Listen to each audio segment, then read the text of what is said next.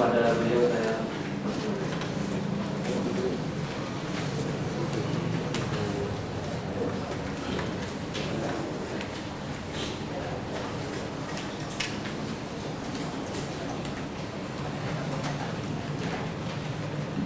Assalamualaikum warahmatullahi wabarakatuh.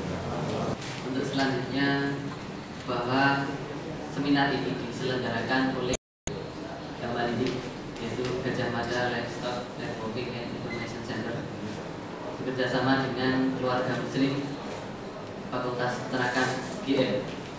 Bahwa Gamalidik adalah merupakan forum alumni Fakultas Peternakan yang kemudian terutama yang dipelopori oleh para generasi muda, dan tidak lepas bahwa penyelenggaraan overview dunia peternakan ini sendiri tidak lepas bahwa kita yang kaum muda ingin banyak-banyak langsung karuh pada para senior kita, pada para bunda kita, bapak-bapak kita, supaya menambah wawasan kita dan untuk bagaimana sama-sama kita memikirkan ke depan dunia peternakan kita. Bahwa di negara maju sektor peternakan menjadi bagian penting yang terperhatikan oleh negara tersebut, bahkan kemudian menguasai hajat hidup masyarakat. Nah, di negeri kita sebenarnya mendapatkan status negeri agraris, di mana sektor pertanian menjadi sektor besar dalam arti mestinya peternakan dalam arti luas termasuk dalam sektor pertanian. Tetapi sebagaimana kita ketahui bahwa peternakan Indonesia, tingkat kemajuan dan kemundurannya masih belum bisa sesuai dengan yang kita harapkan, yang kemudian bisa mendukung berbagai sektor kehidupan masyarakat kita yang pada dasarnya adalah negara agraris. Oleh karena itu, pada kesempatan kali ini, mari kita coba nanti akan mengupas berbagai kendala atau berbagai aspek-aspek yang mungkin akan bisa muncul di forum ini, dan boleh jadi bagaimana sampai ke titik sikap-sikap kita pada rencana tindak lanjut dan biasa disebut dengan RTL. Mudah-mudahan kehadiran Bapak Sukoto Budiman dan Bapak Trijoko Wisnumurti di hari ini juga bisa memberikan wacana-wacana yang banyak. Terlebih Bapak Sukoto Budiman yang memang juga alumni kita, yang sudah cukup banyak pengalaman di tingkat kebijakan, yang kebetulan juga termasuk generasi pendahulu kita, sehingga kita akan banyak ngasih kepada beliau. Untuk selanjutnya, saya ucapkan terima kasih kepada teman-teman panitia Gamalidik, teman-teman panitia dari keluarga Muslim Fakultas Peternakan yang telah ikut bersama-sama mulai dari mempersiapkan sampai ke pelaksanaan hari ini, dan juga terutama kepada segenap pengurus Fakultas Peternakan Universitas Gajah Mada yang telah banyak memberikan dorongan motivasi fasilitas untuk pelaksanaan pada hari ini. Dan juga tidak lupa saya ucapkan terima kasih kepada segenap donatur maupun sponsor, terutama kepada Koperasi Majelis Taklim Widodo Makmur dan kepada LSM Yayasan Pengembangan Ekonomi Rakyat Indonesia yang berindu Yogyakarta. Mudah-mudahan kali ini acara seminar overview dunia peternakan kali ini benar-benar bisa menjadikan tempat pembelajaran kita bersama, tempat membuka wacana kita bersama, dan juga untuk membuka pemikiran bersama bagaimana dunia peternakan kita ke depan agar lebih baik dan lebih maju. Akhirnya saya ucapkan selamat mengikuti seminar, dan dari saya sekian. Apabila ada kesalahan mohon maaf. Assalamualaikum warahmatullahi wabarakatuh.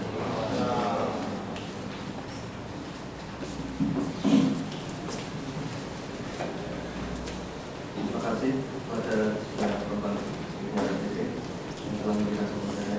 Kemudian yang kedua dari pengurus fakultas yang 20-22 SKS, sehingga nanti untuk pilihan paling 1 atau 2, karena untuk menjadi sarjana itu 144 SKS. Sehingga mungkin ini ada wacana dari Bapak Insinyur Sukoto Budiman, bagaimana wacana mungkin juga sebagai masukan dari bidang akademik, agar adik-adik nanti mosok setelah keluar dari jadi sarjana peternakan kok tidak bisa melakukan inseminasi buatan, sampai begitu Pak projo dari atau 5 jurusan itu mungkin juga akan menjadi satu program juga.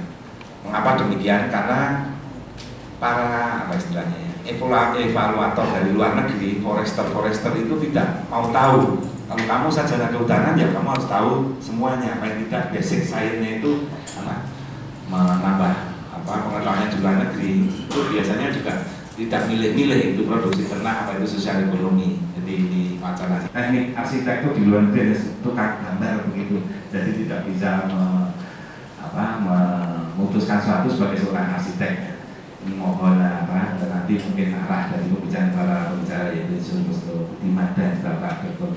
Joko Wisnumurti mungkin akan memberikan wacana pada adik-adik peserta seminar serta para tamu undangan ke arah mana daripada dunia kita yang akan datang. Karena overview tadi saya baca overview kalau di tulisan skripsi ini. Kemudian yang kedua, sementara ini di bawah pimpinan Pak menghadapi hal seperti itu. Baiklah Bapak Ibu saudara para tamu undangan yang saya hormati, saya mewakili tingkat Fakultas Peternakan UGM secara resmi dengan mengucap Bismillahirrahmanirrahim. Seminar overview dunia peternakan yang diselenggarakan oleh Kamalidik dan keluarga Muslim Fakultas Peternakan UGM dengan resmi dinyatakan dibuka.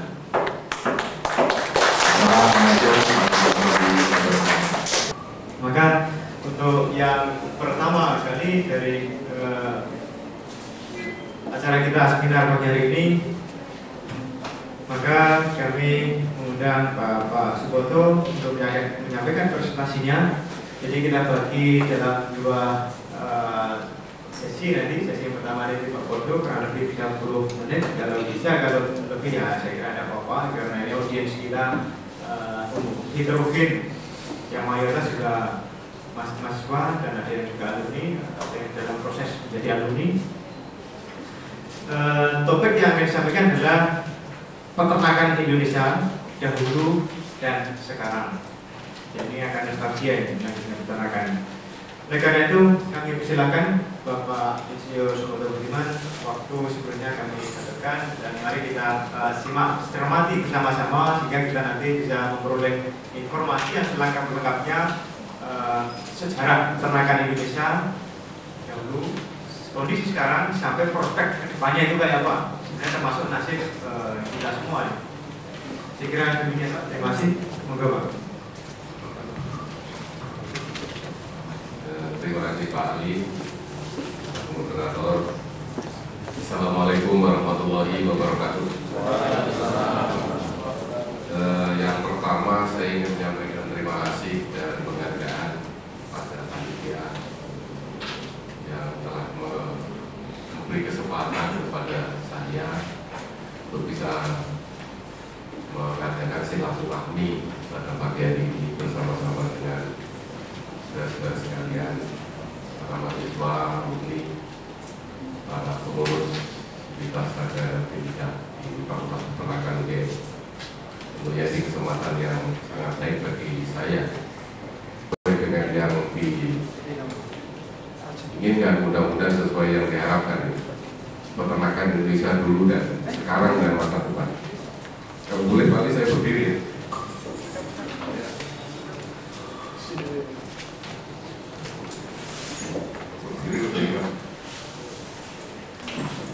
Ya inilah kira-kira judul yang diberikan. Susah juga ya cerita peternakan dulu, sekarang dari masa depan. Ya.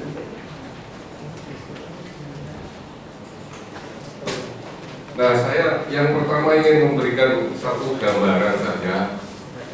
Sebetulnya di mana sih posisi kita ini rakyat Indonesia, kita semua yang hadir ini kalau kita coba bandingkan dengan dunia gitu ya, khususnya di dalam mengkonsumsi susu.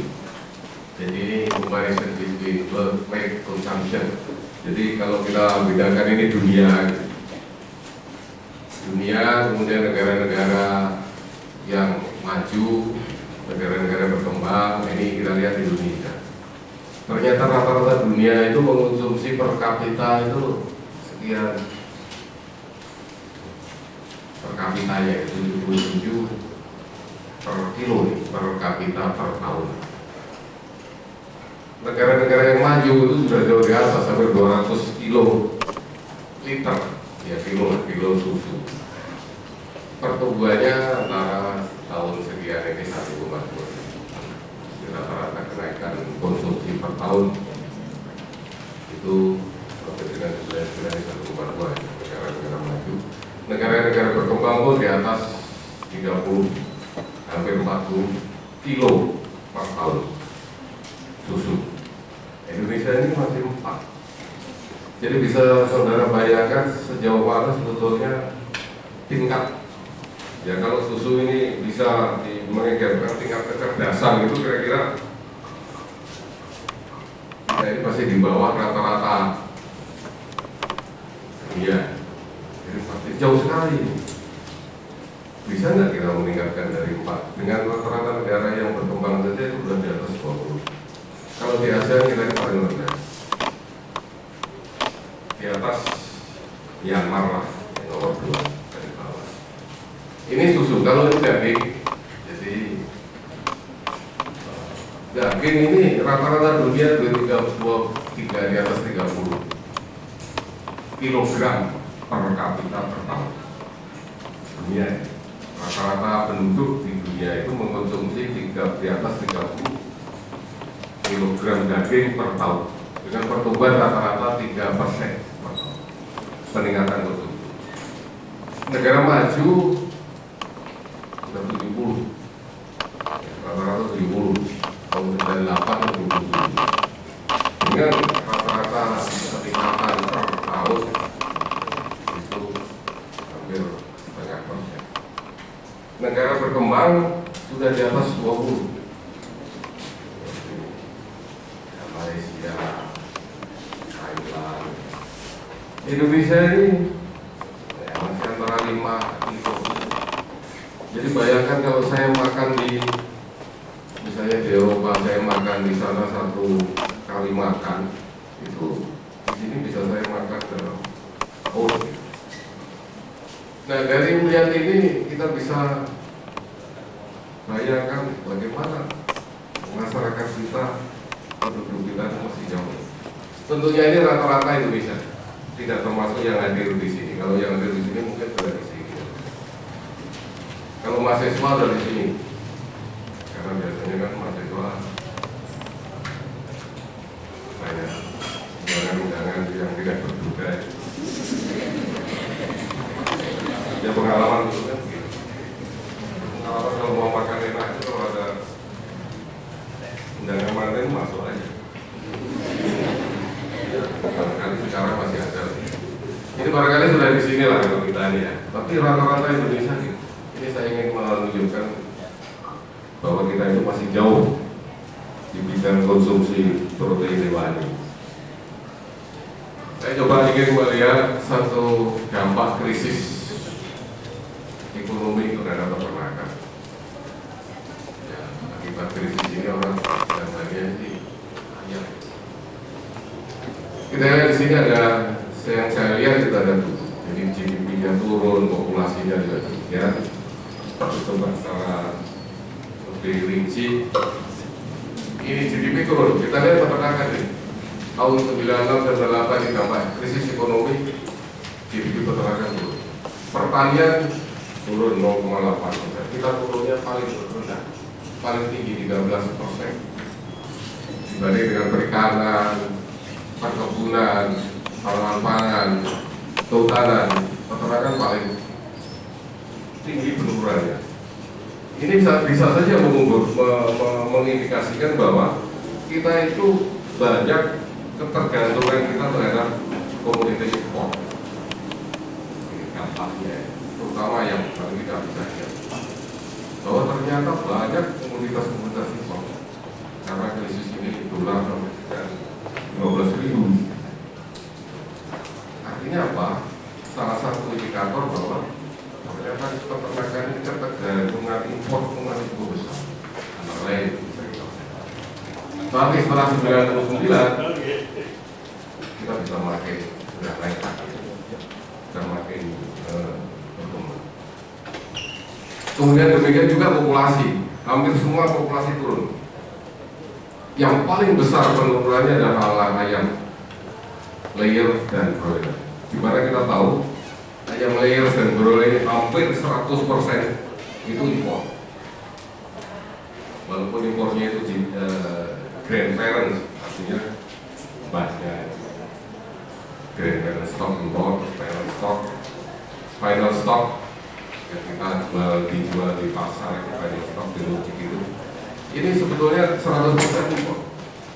Itulah dampak daripada sini drop, turun. Sedangkan yang lain turun, kali ini karena kemudian dengan perkembangannya sampai dengan sekarang ini sudah mulai naik sampai dengan 2001. Saya sudah ada.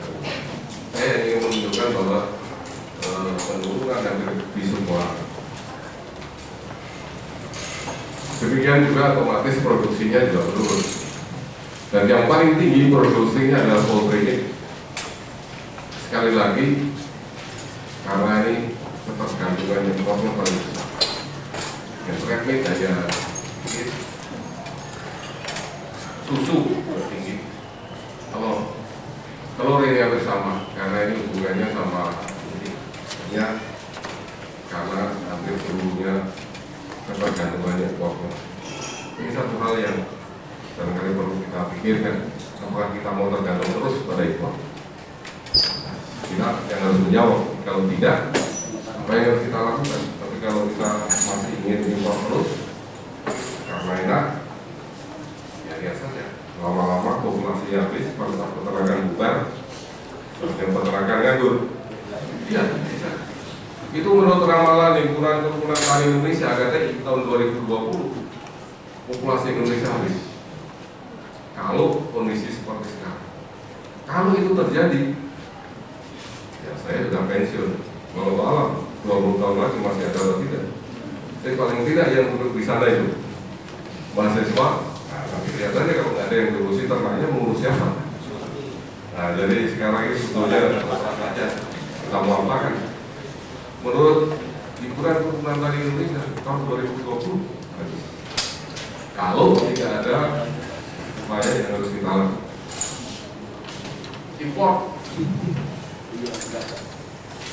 impor menurun lah itu tadi, menurun. Ya karena dolarnya tinggi, impornya menurun. Tapi di pihak lain, ekspor meningkat karena harga dolar tinggi kan. Jadi kalau ekspor lebih menguntungkan. Ternyata ekspornya kulit meningkat. Rata-rata total ekspor peternakan meningkat 168%. Karena dolarnya menarik. Dan hampir semua komoditas ekspor itu menarik, meningkat. Udang, kemudian kakao, macam-macam. Ekspor untuk peternakan juga meningkat. Baik babi, susu meningkat semua. Susu kita itu impor, tapi impor diekspor. Jadi kita itu modalnya air sama tenaga kerja. Impor susu di Indonesia itu 70% impor, 30% saja yang itu hasil dari produksi dalam negeri. Yang 70% impor diproduksi di Indonesia, ditambah air, kemudian diekspor. Termasuk bendera biotik tadi saya kumpulkan. Ini gambaran bahwa dampak krisis itu untuk beberapa komoditas ternyata meningkat dan memang itu merangsang ekspor. Kalau kita lihat bagaimana investasi, artinya perhatian investor, perhatian para pengusaha terhadap peternakan. Kita lihat pada saat krisis ekonomi ternyata investasi di praproduksi, yang di praproduksi itu targetnya, realisasinya tidak mencapai target, hanya 21%. Jadi sejak awal kita itu biasanya mempunyai satu target investasi di bidang peternakan, di bidang praproduksi. Dengan adanya krisis, ternyata realisasinya hanya 21%, tidak ada seperempatnya. Artinya pengusaha, ngapain investasi di sini? Tapi di bidang produksi juga demikian, bahkan lebih baik, realisasinya 93%. Jadi rupanya lebih baik daripada di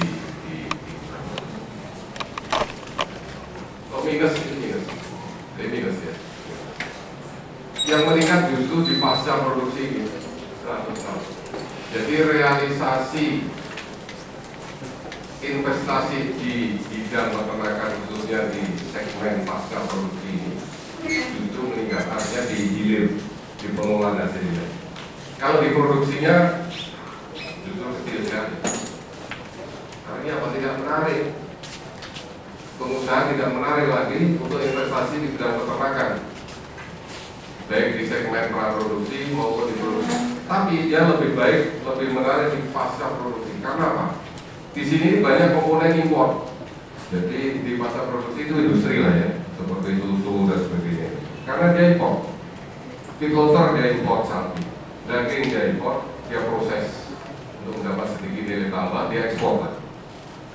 Sehingga investasi sini menarik buat pengusaha. Tapi di sini tidak menarik. Satu hal yang bisa kita lihat di sini justru yang mestinya lebih banyak melibatkan peternak.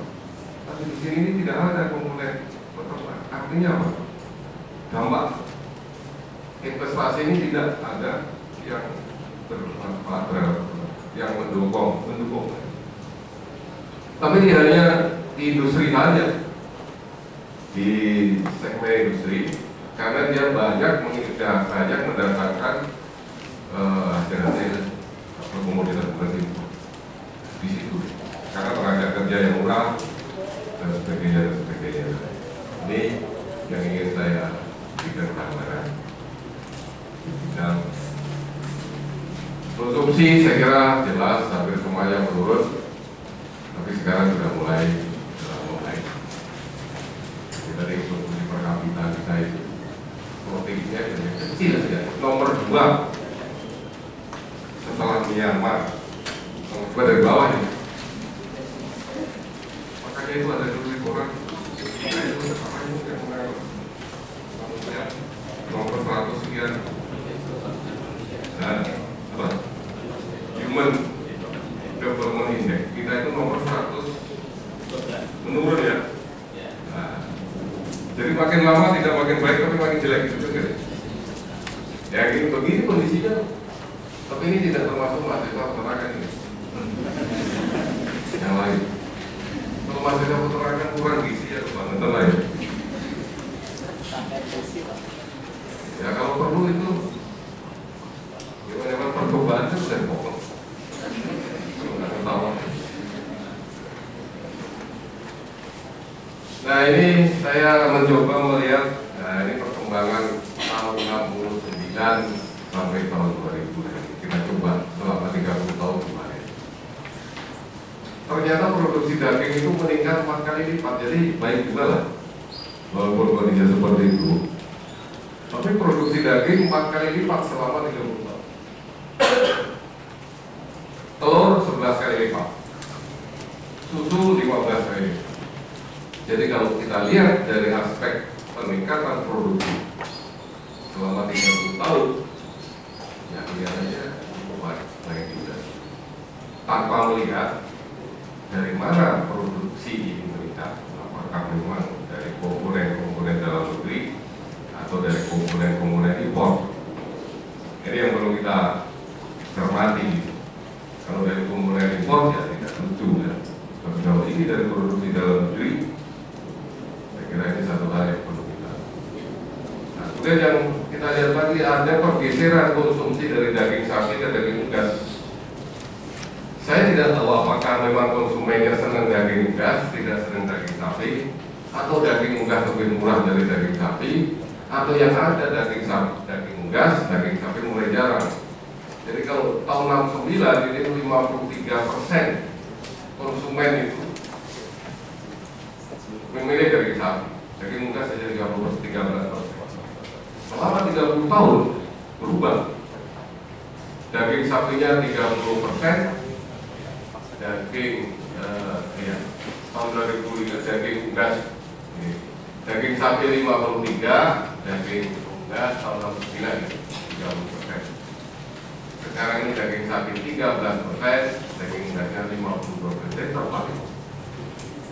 Kenapa? Bisa saja karena orang makin senang makan ayam, bisa juga karena ayam harganya lebih murah, bisa juga memang yang ada di pasar adalah ayam, bisa juga sapinya makin berkurang populasinya, harganya mahal, bisa saja. Tapi kondisi itu berubah begini selama 30 tahun. Saya tidak tahu lagi 30 tahun yang akan datang. Apa ini masih berubah lagi? Apa ini menjadi naik atau turun dan tidak? Dan semuanya ini, kalau saja tidak ada ternak lokal ayam, beras, kambing, ternyata kalau kita lihat perekonomian di pedesaan, kalau kita baca juga tulisannya Pak Sugiarto, itu dampak krisis ekonomi tidak begitu ketara, khususnya di bidang peternakan. Ternak yang berbasis sumber daya lokal, tidak ada komponen impor, itu ternyata sebagai penyelamat perekonomian khususnya di pedesaan. Saya kira banyak hasil-hasil penelitian yang bisa kita baca. Yang saya baca itu misalnya Pak Sugiarto, ternyata betul. Nah, di sini barangkali kita bisa lihat sejauh mana kita sekarang ini bisa mengembangkan, bisa menggali potensi lokal. Ini peranan perguruan tinggi, peranan peneliti, peranan para mahasiswa ya. Seperti tadi saya sampaikan, ayam ras itu 100% impor. Padahal kita itu punya ayam kedu, ayam Arab, namanya ayam Arab tapi ayam lokal itu. Ya, macam-macam yang itu potensinya luar biasa, tapi kita tidak pernah atau mungkin sempat atau mungkin sedikit yang punya perhatian untuk penyelamatan, termasuk pakan. Komponen pakan itu 70% impor, 30% dalam negeri. Dan komponen impor makin lama makin meningkat. Pertanyaannya apakah kita mau terus impor? Sementara kalau kita lihat komponen pakan sumber daya lokal itu luar biasa, tapi kita tidak pernah memikirkan itu. Ini siapa tanggung jawab? Saya tidak tahu. Ya, Fakultas Peternakan lah coba. Bagaimana mengembangkan potensi komponen-komponen pakan ini supaya tidak ketergantungan impor semakin kecil, tapi mulai meningkat potensi dalam. Ini yang bisa kita. Kalau kita lihat kebijakan di masa lalu itu memang ya ini kesalahan 30 tahun yang lalu. Fokusnya usaha tani dan orphan.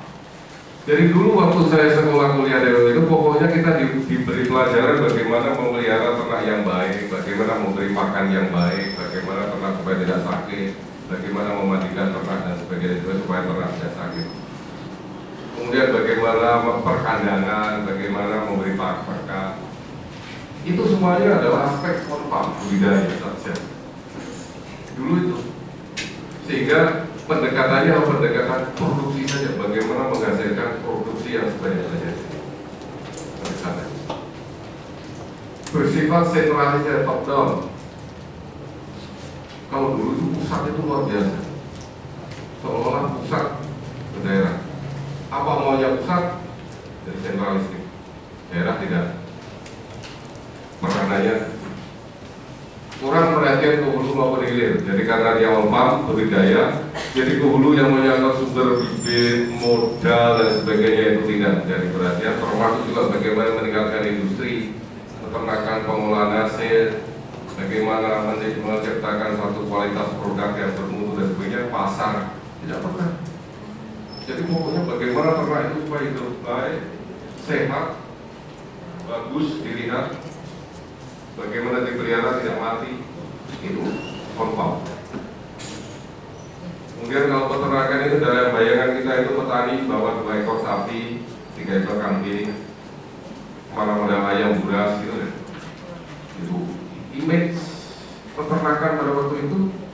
Sehingga dulu saya waktu mahasiswa saya waktu mahasiswa itu kalau kuliahnya di mana kuliah dagang. Fakultas apa? Peternakannya itu pelan-pelan aja dalam Palu. Oh yang melihara. Kalau di desa itu ngurusi titik. Jadi kalau bisa tuh kerjanya peternakan, soalnya biar yang dengar itu Pertamina.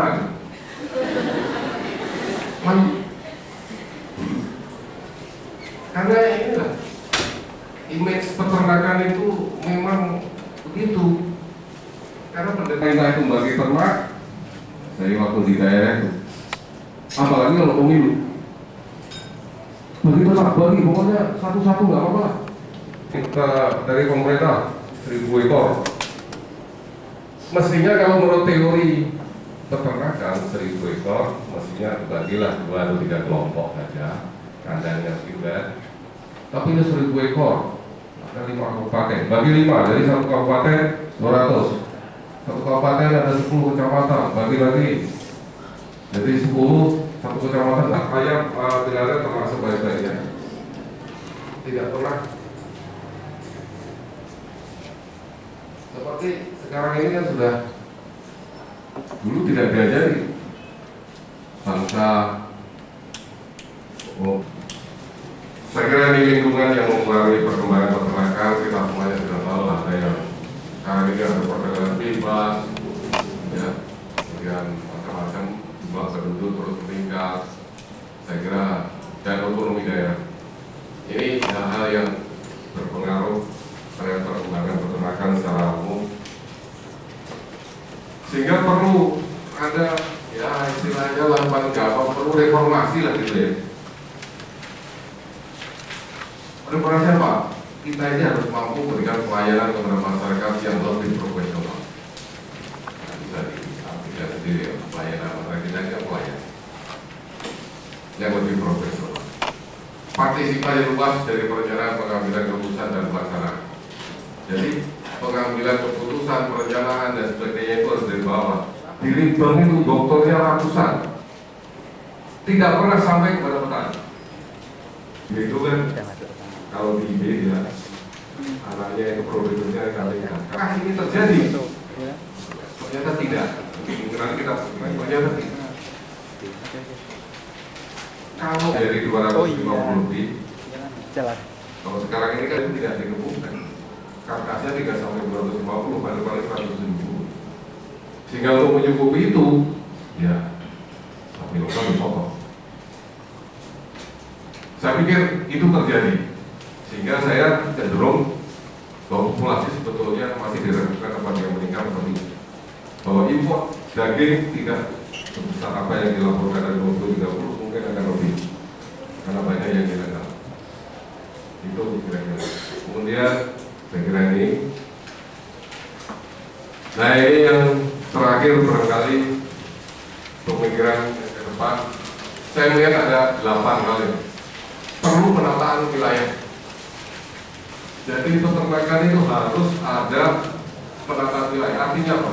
Harus ada jaminan bahwa lahan wilayah untuk peternakan itu ada. Itu. Artinya di daerah harus masuk dalam PUPR, bayangan wilayah untuk kawasan itu. Kalau tidak ada, kita digusuri terus. Yang namanya dulu padang pembalaan, sekarang nggak ada lagi. Padang bangunan nggak ada lagi. Semua digusur. Artinya jaminan wilayah usaha harus ada. Kalau perlu itu masuk undang-undang. Kalau tidak, akan merelakan. Kedua, perlu ada peta potensi wilayah. Contoh yang misalnya Jogja, tidak semua wilayah Jogja itu harus ada tempat. Mungkin sapi itu lebih cocok di Sleman, mungkin kambing lebih cocok di sana, mungkin ayam lebih ada mapping untuk komoditas yang diunggulkan. Sehingga tidak semua di lembaga sapi, semua di lembaga ada mapping di wilayah usaha tertentu atau kawasan yang dilindungi dan dijamin keberadaannya oleh pemerintah. Menurut saya ini harus. Kalau itu tidak ada, saya ragu-ragu kalau peternakan itu akan bertumbuh karena digusuri terus. Peternak dan lembaganya, kita tidak lagi sekarang mendekati peternak atas secara individual, tapi harus kelompok. Makin kuat, makin bagus dia kelompoknya, makin kuat dia punya posisi tawar. Jadi harus kelompok. Sistem perkandangannya pun harus kelompok. Kalau tidak, kalau kita masih mendidik petani individual, kita masih mendidik peternak-peternak buruk. Padahal kita ingin mendidik peternak-peternak yang maju, peternak-peternak yang modern. Caranya antara lain lembaganya. Kita harus sudah bisa menetapkan mana komunitas yang unggul. Tidak semua itu dikerjain. Unggul dalam pengertian memenuhi permintaan pasar. Kalau sapi unggul, di Jogja ini apa yang diunggulkan? Sapi potong, kambing, atau mulai dari sapi sampai burung puyuh harus mempunyai satu unggulan komoditas. Sistem dalam pulau usaha bisa saja peternakan sebagai basis usahanya, bisa saja integrated antara komoditas lain, antara sapi misalnya dengan padi, perkebunan dengan sistem pulau usaha. Teknologi saya kira jelas, kerjasama. Tidak mungkin petani sendiri, pasti harus kita ajak kerjasama dengan swasta, bukan oleh pemerintah, kemitraan, pengamanan. Manajemen usaha itu bisa melalui pola-pola pendampingan. Dan saya sangat senang karena UGM itu sudah punya smetsi yang direkturnya tiap hari. Itu adalah program-program pendampingan yang sangat tepat untuk mendampingi peternak-peternak kita masa depan, peternak-peternak kita yang modern. Penyuluh kita itu sudah tidak ada. Kita sekarang itu tidak punya lagi penyuluh peternakan di lapangan, tidak ada. Dulu ada, sekarang ada. Sekarang kami sedang mendidik penyuluh swasta. Penyuluh swasta itu penyuluh yang dia itu sebenarnya milik swasta sebagai apa namanya, service itu, technical service kita didik untuk kita jadikan penyuluh. Inseminator pun sekarang kita tidak membangun lagi inseminator, tapi inseminator swasta. Biar yang membayar petani. Jadi kemudian petani didampingi. Kira-kira itulah ya. Ya, jadi ini itulah tadi sekedar apa yang kami sempat sampaikan, cerita-cerita mungkin tidak sesuai dengan apa yang diharapkan tadi, tapi minimal saya ingin memberikan gambaran atau informasi.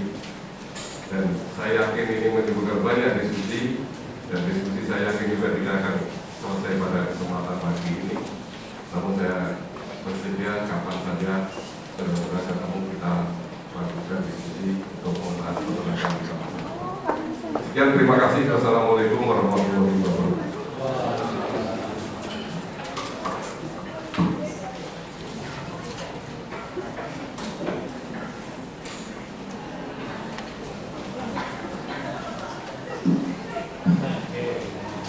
Baik, terima kasih kepada Bapak Pondok Budiman dan hadirin sekalian yang saya hormati. Cukup banyak yang telah disampaikan oleh beliau tadi kaitannya dengan dunia peternakan, masa lampau sampai saat ini, dan juga tantangan serta peluang-peluang ke depan. Jadi saya kira ada beberapa poin yang sangat menarik untuk kita cermati, dan mungkin nanti akan muncul beberapa pertanyaan atau informasi yang perlu diklarifikasikan, jangan dipersilakan. Jadi sebelum kita beralih ke Bapak Dr. Trisoko Wisnumurti, tadi ada poin-poin yang saya kira hadirin sekalian sudah mencermati tersendiri, poin-poin yang penting yang disampaikan oleh Pak Bodo.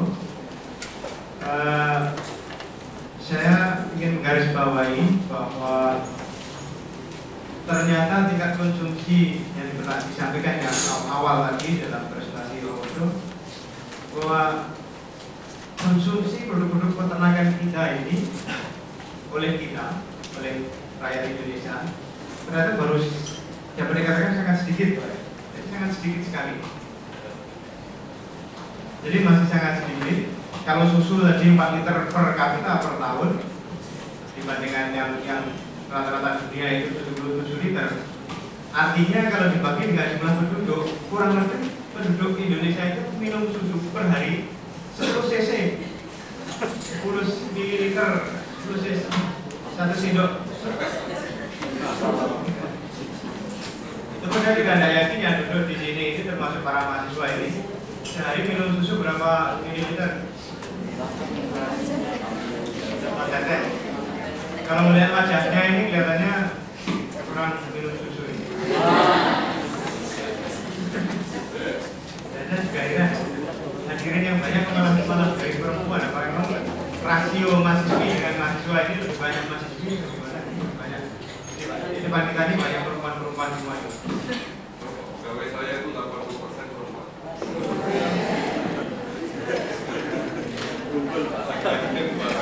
Ini rasionya ternyata gitu. Jadi nanti para perempuan itu bisa masuk di birokrat. Itu konsumsi susu, konsumsi daging demikian juga. Jadi kalau saya hitung tadi kira-kira dengan 5 kg per kapita per hari dibandingkan dunia 35 kg per kapita per tahun, itu setara dengan 13 gram. Alih-alih saudara berapa gram? Alih-alih kita itu mungkin ada 90 gram, ada 100 gram kan? Jadi sangat penting konsumsi daging. Ini menunjukkan bahwa sebenarnya potensi pasar di Indonesia sangat besar. Potensi pasar produk-produk peternakan sangat besar, dan itulah tadi tantangan dan peluang pembangunan peternakan ke depan. Sehingga kita perlu mencermati lebih lanjut. Jadi meskipun kondisi saat ini tingkat konsumsi masih rendah, namun prospek ke depan itu indikasi sangat besar karena pasar dalam negeri begitu besar sehingga orang berlomba-lomba untuk memasukkan produk-produk pangan termasuk peternakan ke Indonesia. Susu, daging dari mancanegara, dari Australia, kemudian dari New Zealand, ayam juga demikian, apalagi dari grain parent stock ternyata hampir 100% itu masih impor. Sehingga tadi Pak Bodo menggarisbawahi selama 30 tahun kerja ini termasuk kita ini apa hasilnya? Ya, hasilnya mungkin banyak menghasilkan sarjana. Pegawai di bidang peternakan sudah banyak. Nah, oleh karena itu mengantisipasi isu-isu global tadi kaitannya dengan globalisasi, kemudian tantangan pasar dalam dan luar negeri juga besar. Ini diperlukan strategi reorientasi dan reformasi bidang pembangunan peternakan, termasuk misalnya pola pergeseran dari peran pemerintah yang menonjol kepada peran masyarakat dan swasta. Ini saya ingin menggarisbawahi bahwa berarti nanti lulusan-lulusan termasuk kita ini peluangnya besar, tergantung pada kita sendiri. Kita ingin menjadi penonton atau ingin jadi pemain. Bagaimana pemain sepak bola itu kan yang main hanya 11 kali 2, 22, yang nonton ribuan. Jangan-jangan kita ini termasuk penonton itu tadi di bidang peternakan. Nah kalau kita penonton ya sebenarnya hanya bertepuk tangan, tapi tidak bisa memperoleh kepuasan itu sendiri ketika menciptakan gol itu gimana rasanya, tidak tahu. Nah ini tantangan kita, bisa tidak kita memanfaatkan peluang ini untuk bisa menjadi pemain di dunia peternakan tentunya. Jadi pola pergeseran dari peran pemerintah dan peran masyarakat dan swasta sehingga semakin besar. Yang terakhir saya kira yang lebih penting lagi tadi sudah disampaikan pemikiran dan pendekatan ke depan itu yang sangat menarik disampaikan mulai dari peranan pengembangan komoditas unggulan, pemerintahan wilayah komoditas dan beberapa poin penting. Namun saya kira masih banyak lagi hal-hal yang perlu diklarifikasi, ditanyakan, termasuk kita sebenarnya di dalam rangka langsung juga termasuk keinginan-keinginan yang selama menjadi birokrat ini Pak Betul mungkin ada yang belum tersampaikan, mungkin bisa juga dilakukan kemudian. Jadi hadirin sekalian, saya kira tadi poin-poin penting yang disampaikan oleh pembicara yang pertama. Jadi kalau saudara atau kita ingin bermain, peluangnya besar, baik di sektor persapian, sapi lokal maupun sapi impor, beserta channel-channel berikutnya, termasuk pengolahan pasca panennya. Teman-teman dari PHC mungkin pengolahan sosis, pengolahan daging, pengolahan bakso, dan sebagainya. Karena ternyata pola konsumsi kita ini mayoritas konsumsi daging itu melalui bakso. Jadi Anda jangan berpandangan sebelah mata terhadap para pedagang-pedagang penjual bakso itu. Pendapatannya saya kira ngalamin dokter dosen di perguruan tinggi. Bakso lapangan tembak itu omsetnya sudah berapa itu? Besar. Belum bakso yang. Jadi Anda jangan berpikiran tinggi. Asalkan kita mau jadi pemain. Di samping juga persusuan, peternakan aneka ternak, prospeknya masih besar. Baik, saya kira kita lanjutkan ke sesi berikutnya. Bapak Dr. Tridoko Wisnumurti akan menyampaikan pandangan-pandangannya yang diberi judul Kondisi Objektif Tantangan Peluang Pengembangan Industri Peternakan Indonesia Peternakan di Era Globalisasi. Jadi mungkin akan menambah. Baik Bapak hadirin terhormat dan saudari-saudari, saya kira tentu ya ada ibu juga ya, tidak hanya saudari-saudari yang masih remaja, ABG kelak, yang yang sudah lewat. Pada kesempatan hari ini saya ingin menyampaikan suatu tulisan yang saya coba tadi pahami tulisan dari Bapak Suboto Budiman. Kira-kira nyambung nggak, karena ini panelis ya, suatu sistem panel ya, apa yang disampaikan oleh Pak Koto sedapat mungkin harus bisa di-proof dengan apa yang saya sampaikan. Kalau kontradiktifnya pun dalam hal yang suatu sudut pandang yang mungkin pembicaraan tentang tema yang sama. Namun saya melihat kok ya pas apa yang dikatakan oleh Pak Koto Budiman tadi, dan kebutuhan peternakan itu di era kesejahteraan sekarang. Sebagai suatu pendahuluan, sebenarnya saya ingin menggarisbawahi kita semua ini sekarang dalam mulai dulunya beberapa tax atau biaya masuk dari beberapa macam bank sekarang ya. Nah, pada saat kita memasuki suatu kondisi wilayah bebas global, tetapi justru peternakan di Indonesia itu mengalami stagnasi, bahkan banyak mengalami penurunan. Stagnasi artinya tidak ada sesuatu yang bisa dibanggakan dalam kurun-kurun waktu yang telah berlalu, paling tidak 5 tahun terakhir. Walaupun mungkin catatan statistik sepertinya ada suatu kenaikan, tapi tadi Pak Suboto sudah menjelaskan semua turun, baik GDP-nya maupun populasinya turun dan sebagainya. Tapi di sini saya masih lebih halus untuk mengatakan bahwa sektor peternakan pertanian ini sejak reformasi tahun 98 mengalami stagnasi. Nah, padahal kalau kita lihat, kalau produktivitas daripada peternakan pertanian itu mengalami stagnasi, tetapi populasinya tidak mengalami stagnasi. Populasinya nambah terus banyak, bahkan beberapa program KB itu tidak berhasil ya. Artinya kalau dulu tahun 80 sampai 95-an makin banyak populasi yang mempunyai anak 2.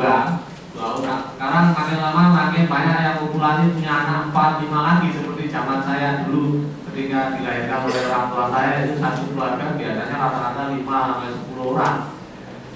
Nah, ini Pak Agus katanya anaknya 3. Kebetulan saya masih 2, nggak tahu gitu. Dari istri 1 maksudnya kan. Kebetulan nama saya dari Jawa 3. Anaknya 3 jago. Nah, kalau saudara-saudara lihat bahwa populasi ini selalu bertambah, dan prediksi dari Bank Dunia serta United Forecast ya, jadi suatu prediksi dari PBB. Ini pada tahun 2010 besok 7 tahun lagi populasi ini kira-kira sekitar 245 juta. dengan 140 jutanya ada di Pulau Jawa dan 24 juta ada di Jabodetabek.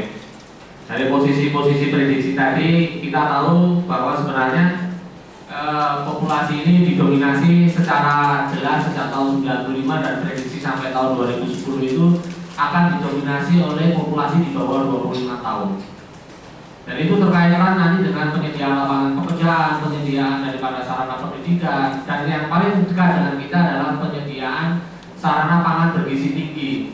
Karena pada populasi yang muda dan khususnya di situ ternyata balitanya itu masih cukup tinggi. Kita diprediksi tahun 2010 balita itu masih sekitar 20-25 juta. Jadi untuk menjamin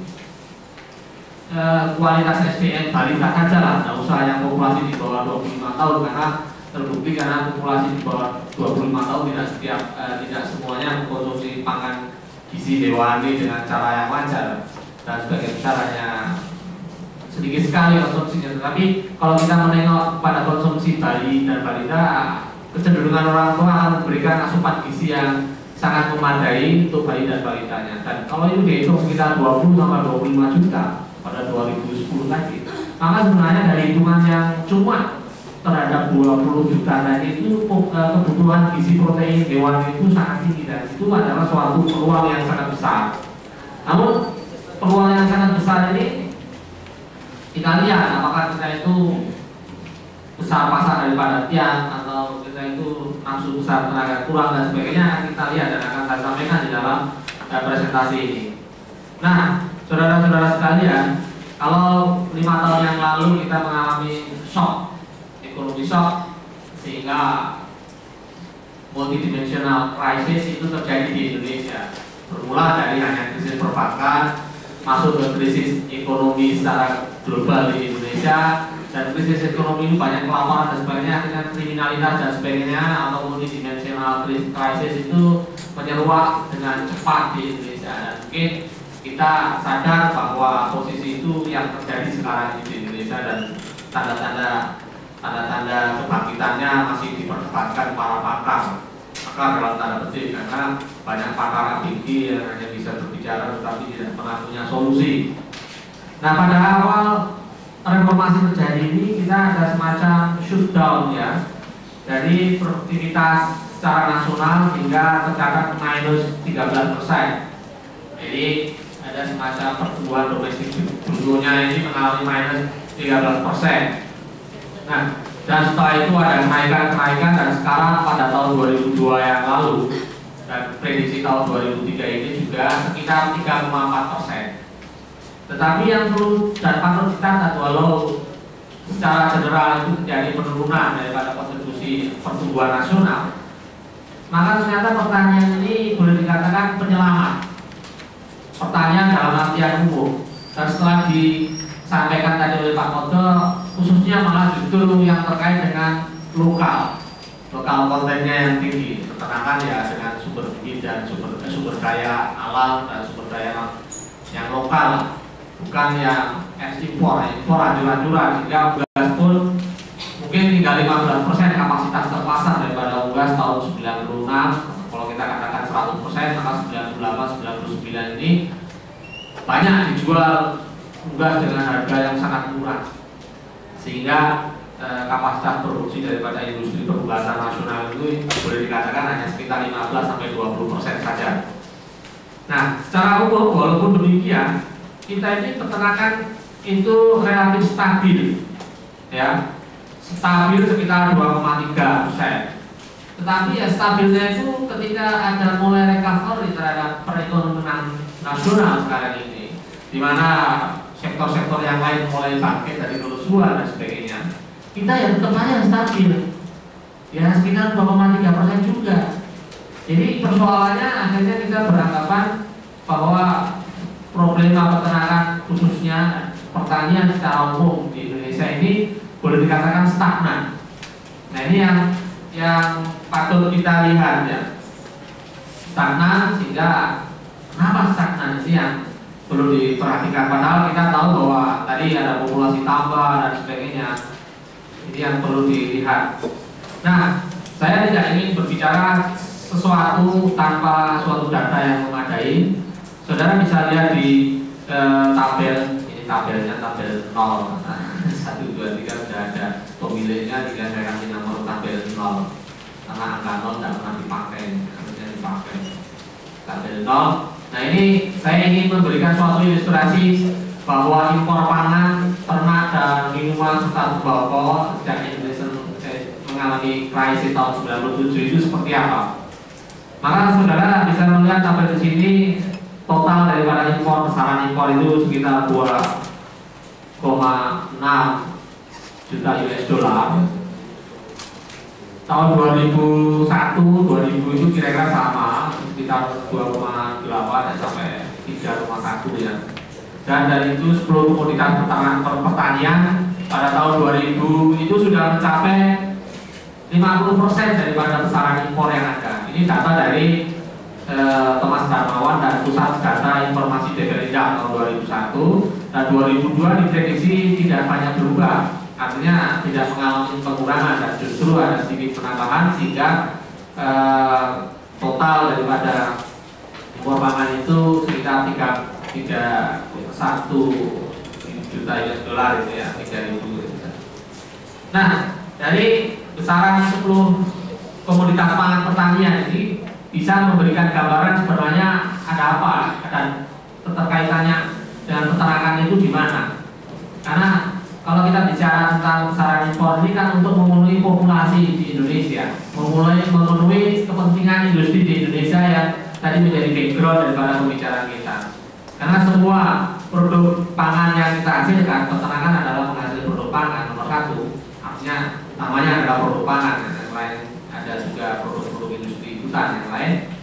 Maka kebutuhan untuk memenuhi keinginan populasi itu menjadi suatu parameter yang boleh dikatakan utama untuk peternakan. Sehingga ketika kebutuhannya cukup tinggi, penyediaan dalam negeri tadi sudah Pak Koto katakan, penyediaannya kurang, maka besaran impor itu menjadi suatu ciri untuk menutupi kebutuhan itu.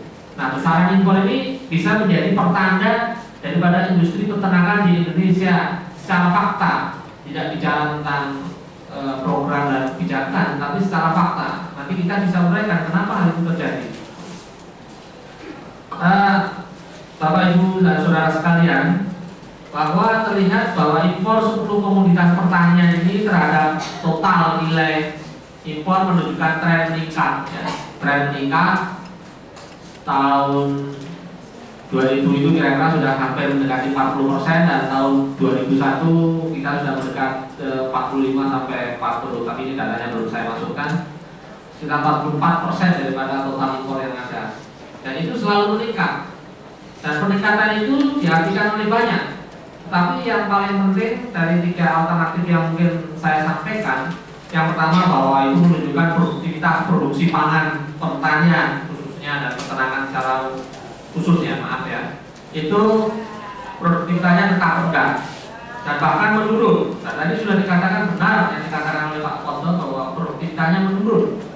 Kalau zaman kuliah Pak Koto kita tahu sapi Bali itu masih di atas tingginya 120 cm, kita sudah sulit sekarang.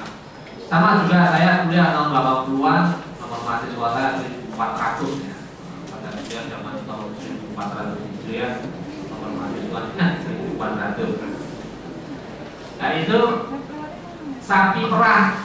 Kalau tadi sapi Bali, sapi perah itu masih kita temuin yang berbobot sekitar 600-700 kilo. Jadi kalau saya sebagai asisten ternak perah itu kalau ngawasin praktikum maupun kegiatan-kegiatan di perkandangan itu paling susah kalau sedang diumbar di padang pangonan, sapinya sudah berebut minta kawin itu sehingga temennya dinaikin, itu sulit diatur itu. Kalau ke injak sapi yang 600-700 kg, saya pernah terinjak 2 kali, wah ini sakit sekali sampai sekian, sampai sekarang pun sering kali kalau musimnya kawannya dingin, karena saya itu bekas injakan kaki yang 700 kilo itu masih sampai sekarang masih terasa. Nah, jadi alternatif bahwa produktivitas nasional peternak pertanian ini boleh dikatakan memang produktivitasnya menurun, dan ini bukti data ini menunjukkan secara jelas gambaran yang sebenarnya daripada produktivitas pertanian yang memang masih rendah. Di samping itu juga dikatakan tadi saya sependapat bahwa kontribusi terhadap produk nasional bruto ini rendah dalam bidang dari subsektor peternakan ini.